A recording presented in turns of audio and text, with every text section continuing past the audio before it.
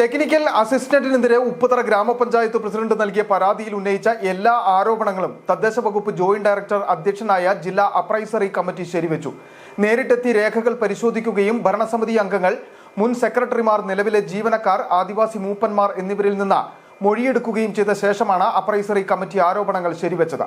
ഇതോടെ താൽക്കാലിക ജീവനക്കാരനായ ടെക്നിക്കൽ അസിസ്റ്റന്റ് ബിബിൻ തോമസിനെ പിരിച്ചുവിട്ട പഞ്ചായത്ത് പ്രസിഡന്റിന്റെ നടപടിക്ക് നിയമസാധുത ഏറുകയാണ്.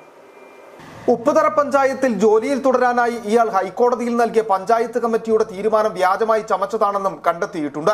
ഇക്കാര്യത്തിൽ ഇയാൾക്കെതിരെ നിയമ നടപടി സ്വീകരിക്കുവാനും സഹായം നൽകിയ സെക്രട്ടറിയുടെ അധിക ചുമതല വഹിച്ചിരുന്ന assistant secretary P Kiran, senior clerk K P Sunitha എന്നിവരോട് വിശദീകരണം തേടി.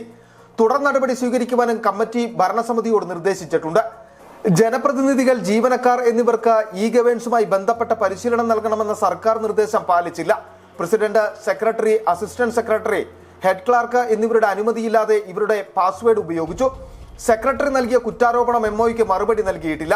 അധികാര ദുർവിനിയോഗം നടത്തി തുടങ്ങിയ ഇയാൾക്കെതിരെയുള്ള ഗുരുതര ആരോപണങ്ങളാണ് കമ്മിറ്റി ശരിയാണെന്ന് കണ്ടെത്തിയത്.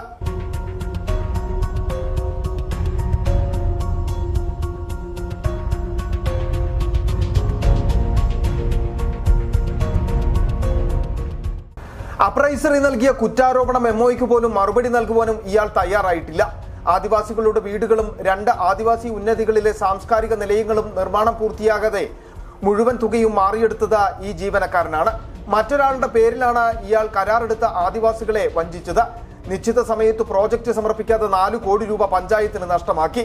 പ്രവർത്തന സമയം കഴിഞ്ഞ് ഓഫീസിലിരുന്ന് മദ്യപിച്ചു തുടങ്ങിയ നിരവധി പരാതികളാണ് ബിബിനെതിരെ ഉയർന്നിട്ടുള്ളത്. City vision, Upputhara.